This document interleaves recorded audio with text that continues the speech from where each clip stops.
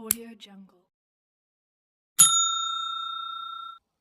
नमस्कार प्यारे साथियों, पशु परिचर भर्ती परीक्षा 2024 राजस्थान जीके की ये टेस्ट सीरीज हम यहाँ पर देख रहे हैं। कुल 25 क्वेश्चन देखेंगे और ये टेस्ट सीरीज ये Rajasthan GK rate second grade, first grade और LDC patwari, Rajasthan police constable, PTT, BSTC आदि परीक्षाओं की दृष्टि से महत्वपूर्ण है। और चैनल पर पहली बार देख रहे हो तो चैनल को जरूर सब्सक्राइब करें, क्योंकि मैं इसी तरह का कंटेंट आप सबके लिए लेकर आता रहता हूं। आज की सीरीज को शुरू करते हैं और 25 क्वेश्चन देखेंगे। यहाँ पर महत्वपूर्ण प्रश्नोत्तरी है और विस्तृत रूप में प्रत्येक क्वेश्चन को देखने वाले हैं। और ये टेस्ट सीरीज 6 नंबर वाली चल रही है। अगर आपने अभी तक पांचों टेस्ट सीरीज राजस्थान जीके की नहीं देखी है तो देख लीजिएगा। तो दोस्तों, सभी टेस्ट सीरीज आप देखें, लगातार मेहनत करते रहे, क्योंकि हो चुका आगाज रण में युग बदलने की तैयारी, जीत उसी की होगी जिसका संघर्ष है जारी। तो आइए इसी मोटिवेशन के साथ आज की ये सीरीज शुरू करते हैं। सबसे पहले बात करते हैं, पहला क्वेश्चन देखो, यहाँ पर बहुत ही प्यारा क्वेश्चन है। 108 निःशुल्क आपातकालीन सेवाएं संबंधित है। शिक्षा सेवा से संबंधित है क्या ये, या फिर स्वास्थ्य सेवा से संबंधित है, संचार सेवा या बैंक सेवा? 108 निःशुल्क आपातकालीन ये सेवा किससे रिलेटेड है? तो दोस्तों याद रखिएगा, इसका सही विकल्प ऑप्शन बी हो जाएगा। अरे ये तो स्वास्थ्य सेवा से संबंधित आपातकालीन सेवा है। यहाँ पर कुछ जानकारी हमने लिखी है, तो देखो, राजस्थान में जनता के स्वास्थ्य एवं कल्याण के लिए 1000 की आबादी पर स्वास्थ्य उप केंद्र खोले जाते हैं, जबकि 30,000 की आबादी पर प्राथमिक स्वास्थ्य केंद्र और 1 लाख की आबादी पर सामुदायिक स्वास्थ्य केंद्र खोले गए। तो दोस्तों ये भी फैक्ट आपको यहाँ पर याद रखना है, ये राजस्थान से रिलेटेड है। राजस्थान में जनता के स्वास्थ्य और कल्याण के लिए, तो ये आपको यहाँ पर देखना है। अगला क्वेश्चन है, राजस्थान का प्रथम रेल मार्ग किस वर्ष खोला गया? राजस्थान का प्रथम रेल मार्ग किस वर्ष खोला गया? 1874 में, 1853, 1893, 1899। राजस्थान का पहला रेल मार्ग किस वर्ष खोला गया? तो दोस्तों ऑप्शन ए याद रखें, यहाँ पर ऑप्शन ए सही हो जाएगा, 1874। राजस्थान का प्रथम रेल मार्ग 1874 में खोला गया। राजस्थान में पहली रेलगाड़ी की बात करें तो दोस्तों याद रखें, राजस्थान में पहली रेलगाड़ी जयपुर रियासत में आगरा फोर्ट से बांदीकुई के बीच अप्रैल 1874 में चली। तो ये भी जानकारी आप यहाँ पर नोट करें। राजस्थान में पहली रेलगाड़ी जयपुर रियासत में आगरा फोर्ट से बांदीकुई के बीच अप्रैल 1874 में चली। तो ये जानकारी भी आपके लिए महत्वपूर्ण है। इसी के साथ तीसरा क्वेश्चन देखो, क्वेश्चन है 2011 की जनगणना के अनुसार राजस्थान में कुल साक्षरता प्रतिशत है। 2011 की जनगणना के अनुसार राजस्थान में कुल साक्षरता प्रतिशत कितना है? तो बताइए यहाँ पर इसका सही विकल्प क्या होगा?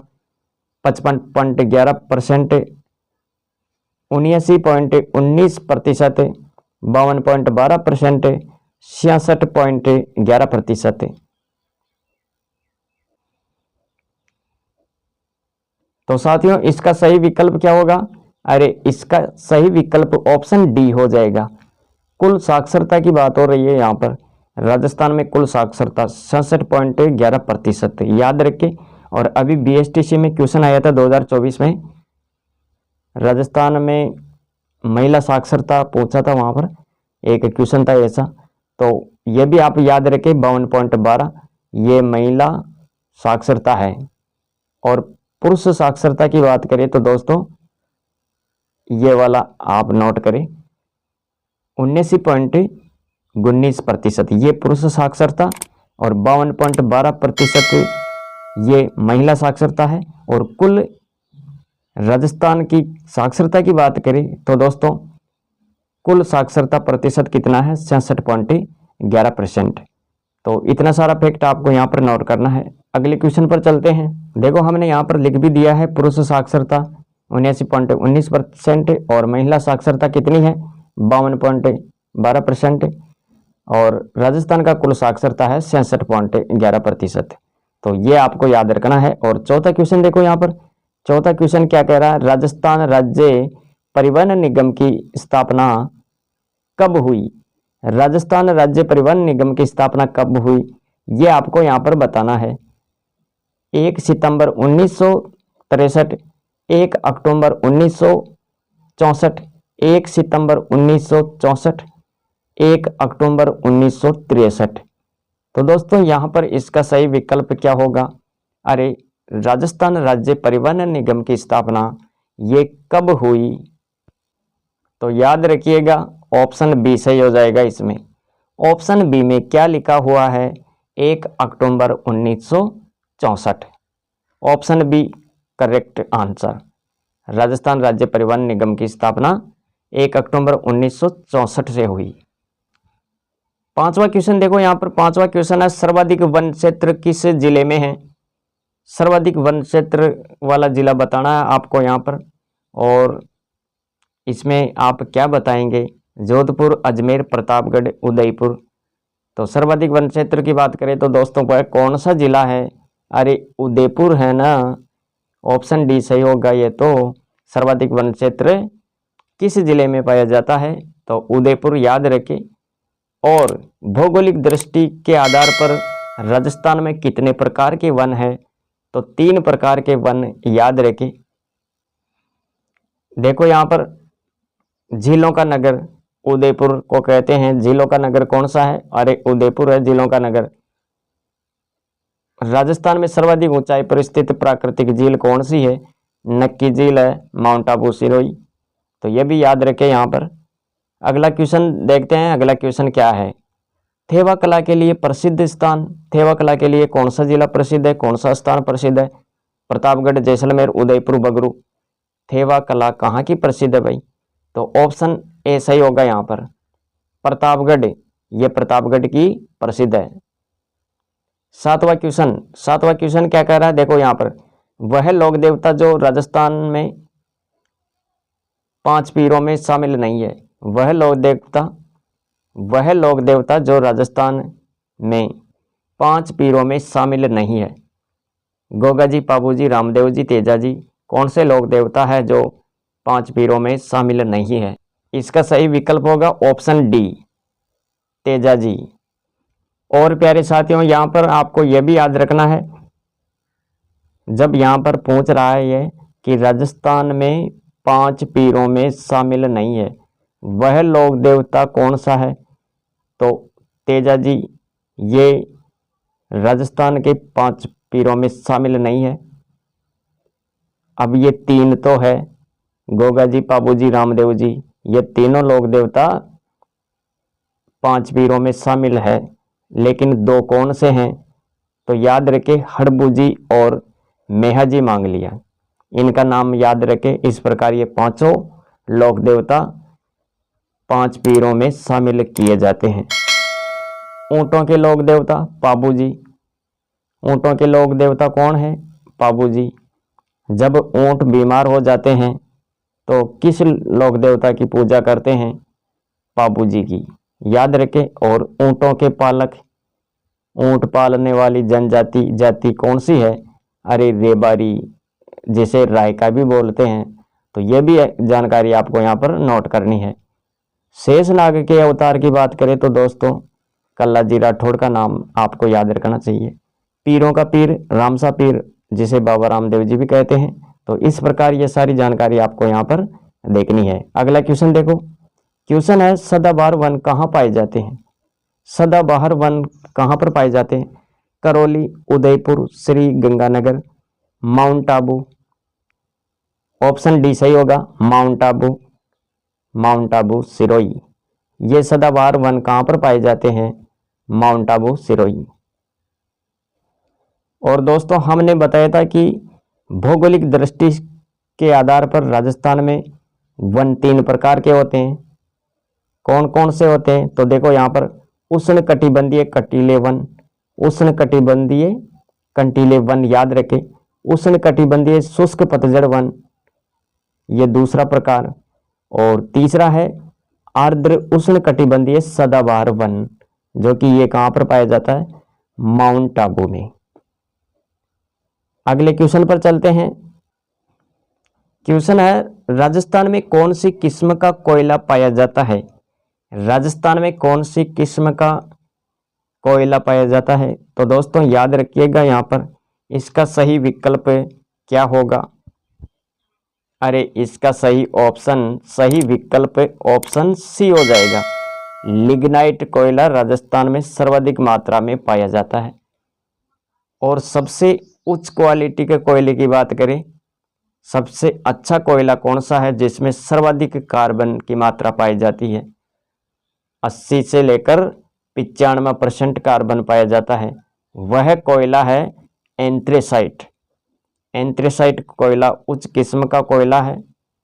तो दोस्तों यह भी आपको नोट करना है यहाँ पर। और राजस्थान में कौन सी किस्म का कोयला पाया जाता है, तो लिग्नाइट आप याद रखें, ऑप्शन सी सही होगा। अगले क्वेश्चन पर बढ़ते हैं, देखते हैं अगला क्वेश्चन क्या आने वाला है। राज प्रशस्ति महाकाव्य किसने लिखा। राज प्रशस्ति महाकाव्य किसने लिखा भाई।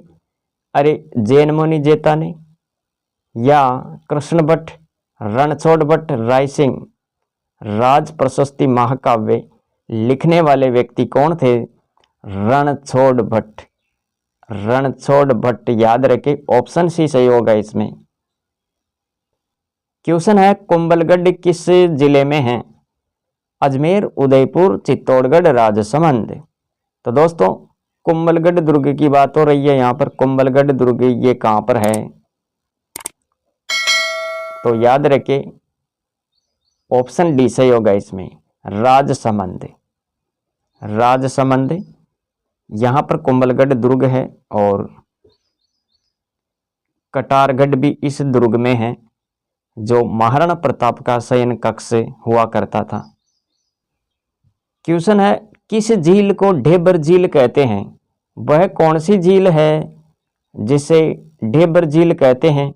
नक्की झील, जयसमंद झील, उदय सागर झील, पुष्कर झील। ढेबर झील के नाम से प्रसिद्ध है भाई, कौन सी झील प्रसिद्ध है। अरे ये तो जयसमंद झील प्रसिद्ध है। बी ऑप्शन सही होगा इसमें, ऑप्शन बी।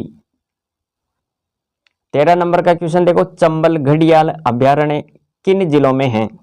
चंबल घड़ियाल अभ्यारण्य किन जिलों में है। कोटा, बूंदी, सवाई माधोपुर, करौली, धौलपुर, अलवर, भरतपुर, धौलपुर। विकल्प ए और बी। प्यारे साथियों यहाँ पर इसका सही विकल्प क्या होगा। अरे ये तो ऑप्शन डी सही होगा इसमें, कोटा, बूंदी, सवाई माधोपुर। और बी में क्या लिखा हुआ है, करौली, धौलपुर। 14 नंबर का क्वेश्चन है राजस्थान की पहली सूती वस्त्र मिल स्थापित की गई। ये क्वेश्चन कई बार आ चुका है। राजस्थान की पहली सूती वस्त्र मिल कहाँ पर स्थापित की गई। पहली सूती वस्त्र मिल ब्यावर में। 15 नंबर का क्वेश्चन है विश्व जनसंख्या दिवस कब मनाया जाता है। विश्व जनसंख्या दिवस ये कब मनाया जाता है। 15 जुलाई, 11 जुलाई, 16 सितंबर, 31 मार्च। विश्व जनसंख्या दिवस ये कब मनाया जाता है। तो साथियों याद रखें, अरे ऑप्शन बी में क्या है, 11 जुलाई। विश्व जनसंख्या दिवस 11 जुलाई को मनाया जाता है। अब देखो यहाँ पर अगला क्वेश्चन क्या कह रहा है। क्वेश्चन है जनवरी 2019 से राजस्थान पर्यटन विभाग का लोगो है। जनवरी 2019 से राजस्थान पर्यटन विभाग का लोगो क्या है। ढोला मारू, रंगीला राजस्थान, पधारो मारे देश, हमारा राजस्थान। तो इसका सही विकल्प क्या होगा, ऑप्शन सी, पधारो मारे देश। 17 नंबर का क्वेश्चन है सुंदा माता रोपवे किस जिले से संबंधित है। सुंदा माता रोपवे किस जिले से संबंधित है। ऑप्शन ए, जालोर से संबंधित है ये। ऑप्शन ए याद रखें, यहाँ पर थोड़ी सी जानकारी देखो इसके बारे में। सुंद माता रोपवे ये जालौर में है। राजस्थान का प्रथम रोपवे है। 20 दिसंबर 2006 को स्थापित किया गया और इसकी लंबाई कितनी है? 800 मीटर। 18 नंबर का क्वेश्चन है, राजस्थान में परमाणु केंद्र कहाँ स्थापित हुआ? ये राजस्थान में परमाणु केंद्र कहाँ पर स्थित है? बाड़मेर, बड़ला, जोधपुर, रावतबाटा, कवई बारा। ऑप्शन सी सही होगा। यहाँ पर राजस्थान में परमाणु केंद्र कहाँ स्थित है? ऑप्शन सी रावतबाटा। ऑप्शन सी सही करें। विश्व जनसंख्या दिवस कब मनाया जाता है? दोस्तों ये क्वेश्चन डबल बार आ गया है। ऑप्शन डी सही होगा इसमें, 11 जुलाई। और यहाँ पर इसका फायदा ये है कि यहाँ पर जानकारी लिखी हुई है तो कभी हो जाता है मिस्टेक, तो इस जानकारी को देख लो आप। यहाँ पर स्वतंत्रता के बाद भारत में पहली जनगणना 1951 में हुई। 2011 के अनुसार राजस्थान की जनसंख्या कितनी है? 6,85,48,437। भारत की कुल जनसंख्या का 5.66% है। 20वां क्वेश्चन है, त्रिपुरा सुंदरी का मंदिर किस जिले में है? त्रिपुरा सुंदरी का मंदिर ये कहाँ पर है? बाड़मेर, जोधपुर, बांसवाड़ा, अजमेर। त्रिपुरा सुंदरी का मंदिर दोस्तों याद रखिएगा, यहाँ पर इसका सही विकल्प क्या है? बांसवाड़ा। ऑप्शन सी सही होगा यहाँ पर। 21 नंबर का क्वेश्चन है, मेवाती बोली जाती है। मेवाती कहाँ पर बोली जाती है? डूंगरपुर, सीकर, अलवर, भीलवाड़ा। इसमें भी ऑप्शन सी सही होगा। अलवर में बोली जाती है ये, अलवर क्षेत्र में मेवाती बोली। Option C correct answer. Rajasthan की प्रथम औद्योगिक नीति कब लागू की गई? राजस्थान की प्रथम औद्योगिक नीति कब लागू हुई? 1978 में, 1919 में, 1995 में, 2003 में। तो राजस्थान की प्रथम औद्योगिक नीति ये 1978 में लागू हुई। ऑप्शन ए सही होगा यहाँ पर। किस औद्योगिक क्षेत्र को जापानी जोन के नाम से जाना जाता है? किस औद्योगिक क्षेत्र को जापानी जोन के नाम से जाना जाता है? सीतापुरा, बोरानाडा, नीमराना, कुसखेड़ा। तो दोस्तों इसका सही विकल्प क्या है? औद्योगिक क्षेत्र को जापानी जोन के नाम से जाना जाता है सीतापुरा, बोरानाडा, नीमराना, कुसखेड़ा। तो यहां पर ऑप्शन सी सही होगा, नीमराना। 24 नंबर का क्वेश्चन है, खड़ी ने वर्षा जल संग्रहण की परंपरागत विधि पाई जाती है। खड़ीन वर्षा जल संग्रहण की परंपरागत विधि ये कहां पर पाई जाती है? झालावाड़ में, अलवर में, जैसलमेर में, सीकर में। तो प्यारे साथियों इसका सही विकल्प क्या होगा? खड़ी ने वर्षा जल संग्रहण की ये परंपरागत विधि जैसलमेर में पाई जाती है। Option C. और साथियों आज की इस टेस्ट सीरीज का ये लास्ट क्वेश्चन है, टॉड ने किसको सैनिकों का भग्नावशेष कहा? टॉड ने किसको सैनिकों का भग्नावशेष कहा? महाराणा प्रताप को, महाराणा संग्राम सिंह को, राणा राय सिंह, राणा उदय सिंह। ऑप्शन बी होगा इसमें सही, महाराणा संग्राम सिंह को सैनिकों का भग्नावशेष कहा। महाराणा संग्राम सिंह के उपनाम देखो यहाँ पर, हिंदुपति, हिंदुपति, हिंदपत संगा। और टॉड के द्वारा महाराणा संग्राम सिंह को सैनिकों का भग्नावशेष कहा गया। तो दोस्तों आज की टेस्ट सीरीज आप सबको कैसी लगी? मुझे उम्मीद है कि आप इससे बहुत कुछ सीख पाए हैं। कुछ क्वेश्चन आपको नए लगे होंगे तो कुछ क्वेश्चन आपको पुराने लगे होंगे।